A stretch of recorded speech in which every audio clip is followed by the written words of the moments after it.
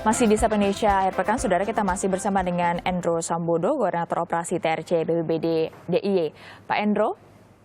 Ya, Bu Stefani. Pak Endro, kurang lebih ada belasan korban COVID-19 yang sudah dibantu dimakamkan oleh tim TRC BPBD DIY, Pak?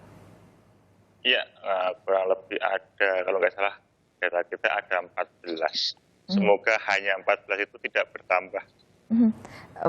Bapak sendiri secara pribadi pernah merasa haru ketika ikut membantu untuk proses evakuasi atau pemakaman COVID-19, karena kita tahu keluarga tentu tidak bisa untuk ikut melihat korban COVID-19 ini dari proses evakuasi sampai dengan pemakaman. Kita sudah ketika tim melakukan penjemputan di rumah sakit maupun di rumah yang ada ya PDP meninggal dunia, sudah kita sarankan maupun kita sampaikan kepada Babinsa, Babinka Timmas untuk menyarankan keluarga tidak perlu ikut sampai ke pemakaman untuk mencoba mencegah dari kemungkinan penularan maupun untuk menjaga situasi yang kondusif seperti itu. Kita cukup kita bawa ke liang lahat, kita masukkan, kemudian kita uruk menggunakan tanah sampai tutup, kemudian dilihat oleh warga. Nah, setelah tutup semua, baru keluarga boleh mendekat. Kita sarankan seperti itu. Pak Endro sendiri secara pribadi pernah merasa khawatir? Kalau protap atau protokol penanganan jenazah infeksius ini kita lakukan dengan tertib sesuai dengan prosedur, saya rasa aman. Nah, ini teman-teman sudah sekitar hampir 1 bulan ada, ya tidak ada yang sakit.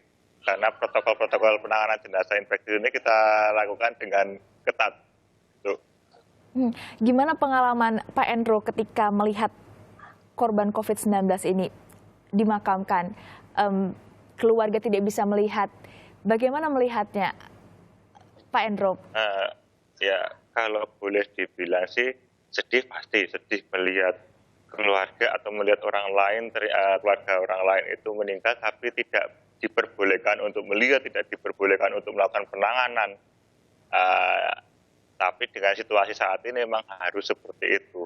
Nah, kita yang memberikan penjelasan kepada keluarga. Kemudian kalau teman-teman sendiri mencoba untuk menghilangkan perasaan itu supaya fokus dalam membantu pemakaman. Kalau ada yang terbawa sedih kan nanti malah jadi nggak fokus ketika membawa petinya itu. Berarti berusaha untuk mengontrol diri gitu ya, Pak Endro ya? Iya. Tapi dikatakan tadi pasti ada rasa sedih.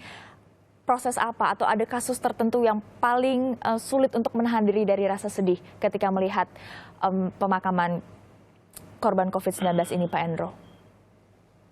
Ada yang di TPU selaku tempat pemakaman umum miliknya Pemprov itu kendaraan sampai di lokasi bisa kendaraan. Itu kemarin keluarga mengiringi hanya boleh melihat dari dalam mobil. Nah, sedangkan teman-teman melakukan pemakaman dengan kondisi yang hujan lumayan deras dan kita tidak memperbolehkan keluarga untuk mendekat. Nah, itu yang kalau boleh dibilang ketika ada anggota keluarga saya yang dimakamkan dan saya tidak boleh mendekat, pasti saya sedih banget. Itu. Disitulah rasa haru muncul ya, Pak ya? Iya. Dan itu cukup jauh dan karena hujan tidak terlihat berarti sama sekali oleh keluarga ya? Iya, tidak boleh keluarga tidak boleh mendekat. Nah, itu. Pak Endro sendiri, tadi kasus yang paling membuat sedih, suka dukanya sebenarnya apa saja sih, Pak, ketika ikut berjuang menjadi TRC BPBD DIY? Kalau untuk lingkup COVID ini, ya itu tadi kita mencoba membatasi diri dari keluarga, tidak sering pulang ke keluarga. 1 kali seminggu ya, Pak? Iya, kalau saya sama beberapa teman-teman udah 1 kali seminggu, ketika mau pulang harus mandi, sampai di rumah mandi lagi, lepas pakaian, ganti pakaian yang bersih, baru kumpul dengan keluarga. Nanti ketika mau berangkat lagi ke kantor lagi, harus mandi sampai di kantor, cuci tangan segala macamnya, itu prosedur seperti itu. Gitu. Tapi kalau untuk kebutuhan sehari-hari perlindungan pribadi itu semua tersedia dengan cukup ya, Pak? Iya, dengan cukup. Ya, alhamdulillahnya sampai saat ini kita sudah selama kurang lebih 1 bulan belum ada yang sakit dan moga-moga tidak ada yang sakit. Nah, itu. Tadi diceritakan tanggapan keluarga yang tentunya juga mendukung perjuangan dari Pak Endro sendiri. Tapi pernahkah mungkin anggota keluarga, mungkin anak yang bertanya kenapa ayahnya sekali seminggu saja pulang atau benar-benar harus bersih-bersih dulu di kantornya baru berani untuk pulang ke rumah? Ya, beberapa teman-teman yang di sini yang mempunyai keluarga, terutama anak kecil, kadang-kadang melepas rindunya, melepas kangennya dengan video call. Jadi itu, dengan video Oh, di call kantor ya, Pak ya? dijelaskan bahwa ayahnya sedang melakukan pekerjaan apa, ini teman-temannya ini. Jadi kayak gitu, antisipasi atau mencoba untuk melepaskan kangennya ke anak dengan cara video call. Tapi nggak sulit ya menjelaskan kepada keluarga apa yang dilakukan, perjuangan apa yang dilakukan oleh TRC BPBD? Tidak sulit karena sudah beberapa kali melakukan penanganan kejadian bencana alam, jadi memberikan penjelasan kepada keluarga itu keluarga sudah mudah lah gitu. Pak Endro, Anda sendiri yang tiap hari berhadapan dengan COVID-19 di Yogyakarta pasti sangat tahu bagaimana kondisi saat ini. Bagi warga yang belum paham, keluarga Anda tentu sudah paham karena sudah sangat sering melihat Pak Endro bekerja. Bagi warga yang belum paham di luar sana, apa yang Anda mau sampaikan saat ini?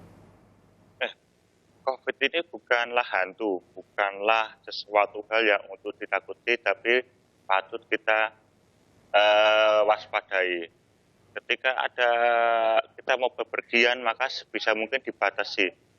Silahkan di rumah kita yang bekerja. Kami yang bekerja, yang Anda semua silahkan di rumah untuk meminimalkan paparan risiko dari virus. Ketika ada jenazah, ada anggota keluarga atau tetangga yang meninggal diduga karena PDP maupun karena positif, jangan pernah ditolak. Protokol di rumah sakit sudah aman. Jika kita membawa jenazah pakai pakaian yang full APD, itu bukan untuk menakut-nakuti, tapi untuk memberi proteksi bagi kami. Itu. Baik. COVID-19 bukan aib, mari memanusiakan manusia. Terima kasih atas perjuangan Anda, terima kasih atas waktu Anda, Koordinator Tim Reaksi Cepat BPBD Daerah Istimewa Yogyakarta, Pak Endro Sambodo, atas waktunya bersama Sapa Indonesia Akhir Pekan.